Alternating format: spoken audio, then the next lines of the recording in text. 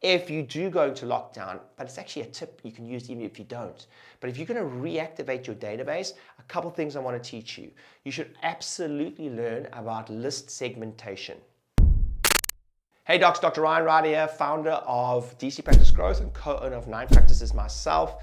And I'm going to be filming a few informational videos of the next period that really help you have the best 2021 you could possibly have.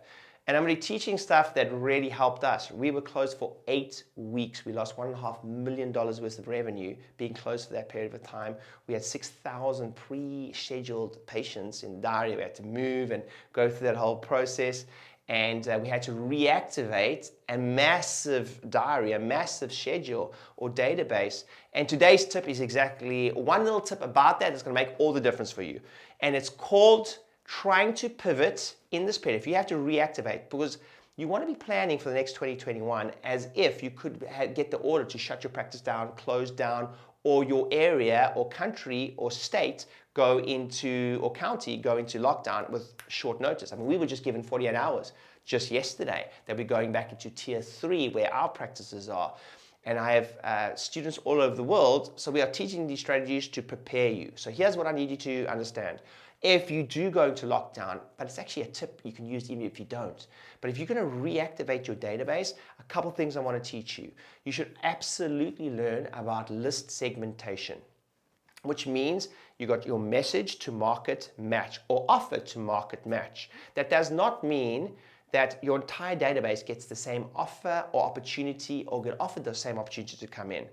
First thing I want to say. So you want to learn or start preparing your database or be able to very quickly mobilize your top spenders, your active patients, your inactive patients, and potentially your inactive patients that potentially are not your highest motivated customers, right? That's the first tip. You want to already be having at your ability or be able to be tested and be able to have at the tip of your fingers those statistics.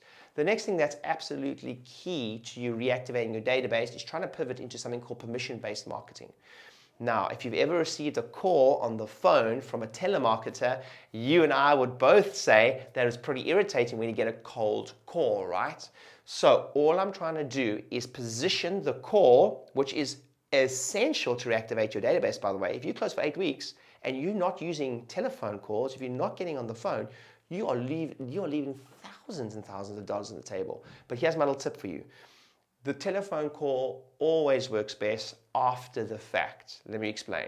So if you've sent something in the post, or you've sent an email or sent a text, first of all, always make a telephone call after something's been sent. Why?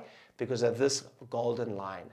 It is, hey, just a courtesy call to see if you got our email, text, letter in the post. That changes everything. That changes everything.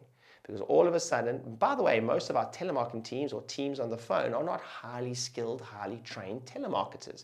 So just giving them that help changes the game. Because often they'll say to you, oh yes, I have seen that you've got a reactivation offer, or you've got an opportunity for me to come back, or I've got money on my schedule or money on my account. I've been meaning to phone, I haven't got around to phoning, let's get booked. It's as simple as that if you started that line. The next thing I'm going to say is within your emails and texts, wherever you can, you want to try to put a big button in there or something that shows like grab this here or claim it here. And here's the key. You absolutely have to be notified and be able to track who clicked on the button. Right now, a lot of people are trying to cut out the middleman, i.e. the telephone call, by getting people to schedule themselves on online booking systems. If that's possible, fine, try. But my guess and my experience is that that conversion is not very high in anything you do. So here's the tip. You absolutely want a telephone team or someone on the call. If you're reactivating, no one in the schedule, you've closed, and you're sending out these emails telling people about how they can book or get reactivated or use the money on their account or offers or whatever you do, make sure that your CAs or your telephone team get notified when someone clicks on the link, right? So even though you might have an online booking system, or you might drive them somewhere, or you might say, hey, call, do not leave it up to them to do that. You need a team notified. So now what happens is they go to a thank you page, and the thank you page simply says, you can book here, or one of our team members will get in touch with you immediately. Now that you've pre-framed the phone call. Now the phone call changes context completely. The phone call is, hey, thanks so much for clicking on the link, let's get you booked. You see, whenever the phone call happens after the fact, after them click on the link, that's called permission-based marketing. If they click on a link saying, grab the offer here, or enroll here, and they click on the link and they go to the thank you page saying someone's going to call you or you can book yourself here, now you've changed the whole context of the call. That's expecting a call. There's another little psychological factor involved here. Have you ever heard the saying, curiosity killed the cat? Well, sometimes if there's a big button in your emails or in your, which is your text or a link or whatever that says, inquire here or grab offer here or get it here, sometimes they just can't help themselves and they just click on the link. Sometimes they weren't even necessarily sure if they wanted the offer, but they still click on the link and the thank you page comes up and says, someone will be in touch shortly. Now you've got permission to call them.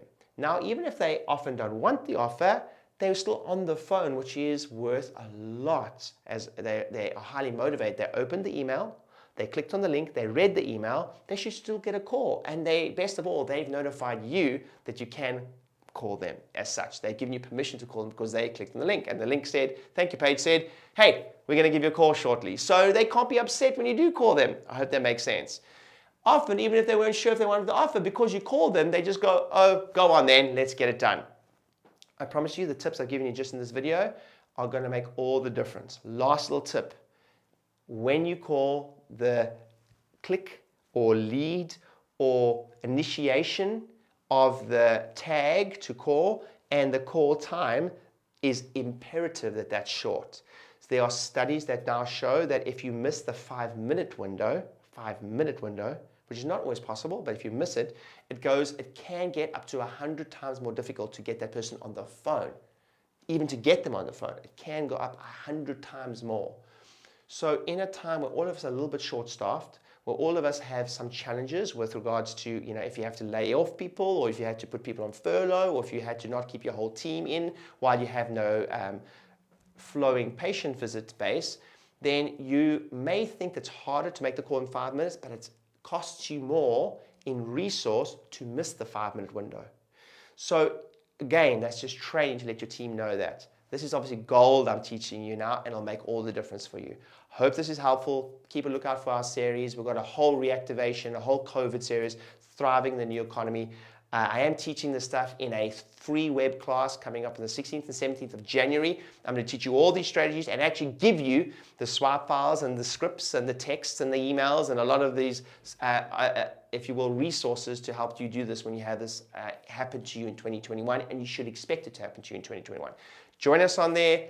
There are no recordings. We will be giving bonus material on them. That's why we're doing 2 events. That's why we're doing 2 separate ones. So you can hopefully you can make one of them. That's a Saturday and a Sunday. I'll be teaching you all the gold on how to create new patients, how to reactivate, and how to have a record 2021. I'll finish by telling you that many of my Inner Circle members had a record 2020, and many of them had to close for up to 8 weeks, and they still had a record.